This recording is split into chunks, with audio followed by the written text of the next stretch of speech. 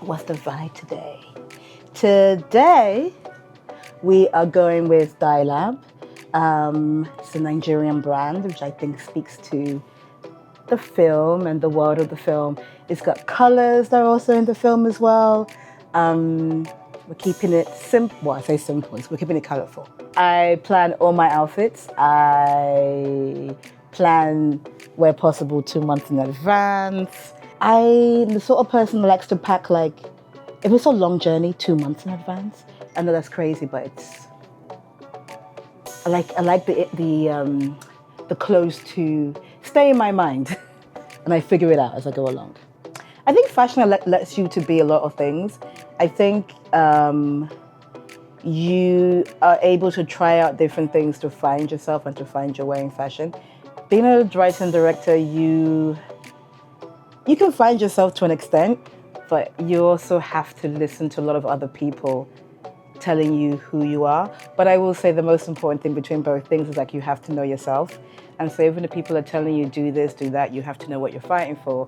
But I think in fashion, it's slightly easier for you to be yourself and to stand out and be unique compared to just being a writer-director.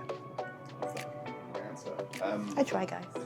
Color lets you know exactly who you are and how you're feeling. I think sometimes I find it difficult to say some things, but if I can dress, it makes me feel better, it makes me feel confident, and within all of that, it enables me to be a bit more vocal if I need to be. You know, there's that thing of like, sometimes when you want to feel powerful, like I might wear green or like a red. If I'm looking for peace that day, I'll wear some white.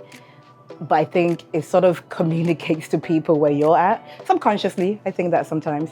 And so there's some days where if I want to feel in like my element, I might wear a blue, I might wear a green.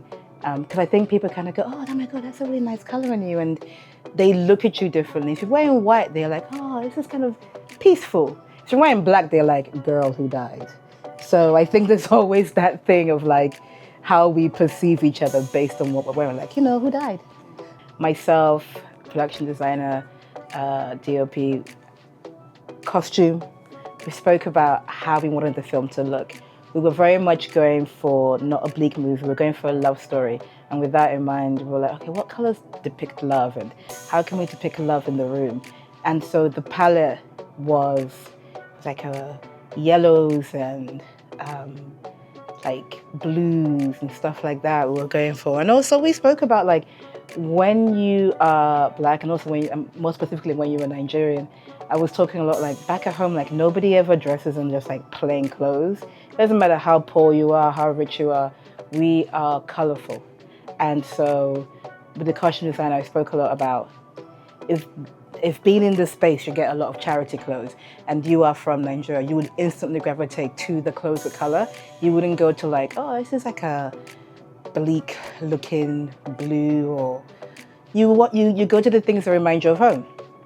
And so all the clothes were like from charity shops, and all the clothes are things that we felt like our characters would wear based on where they were from.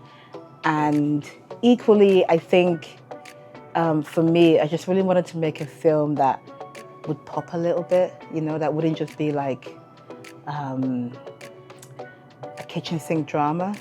And with the production designer as well, like we spoke about how we can have pops of colors here and there, like in the bedroom, the knob on the wardrobe is such a tiny thing, but it's red. And it just gives you a little thing in the background, So all those different things we kind of were very aware of when we're doing it.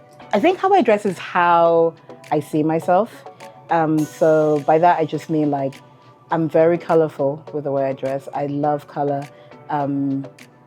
Once in a while, I might do like a black suit, but I think I only have like one black suit in my closet.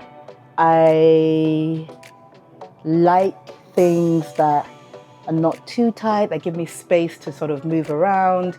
I think for me, how I dress equates to sort of like how I want the world to see me.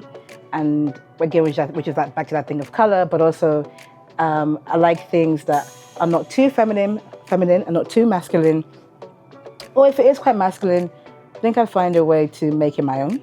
I want to stand out. So in all the things I wear, if I'm wearing a suit, it's got to be a velvet suit, something nice. I always got to have a lapel that's like a different color. I find things that allow me to be unique. My girl. Oh, it does move. Ah, sorry. You know, I'm still processing what this means. I think it's like a question I'm gonna have to answer after it happens. Like I know it's happening, and I'm very excited that it's happening. Like it's one of those things where you spend a lot of years working on a film. You spend a lot of years working on a project, and then suddenly it's happening. And suddenly it's happening. Suddenly it's in the world, and you're like, like only last year we were making it, and now people are gonna see it. And there's a lot of like nervousness, there's a lot of like anxiety, there's a lot of like excitement, loads of excitement, maybe too much excitement and anxiety at the same time. Anxiety, but something is happening. And I think I'm like extremely grateful, like super grateful, like words can't. I think words are useless at my gratitude, but I'm just so happy, yeah. I'm so happy I could cry. I kind of want people to confront themselves a little bit and to think about why they like have so much hatred towards immigrants, immigration, and why they refuse to think about the human aspect of it, and also why, even beyond that, why they refuse to think about all the reasons that brought us here. The ironies are like, I would probably hate having that conversation, but I also feel like it's the reason why I made the film, to have those conversations. That's what I would do.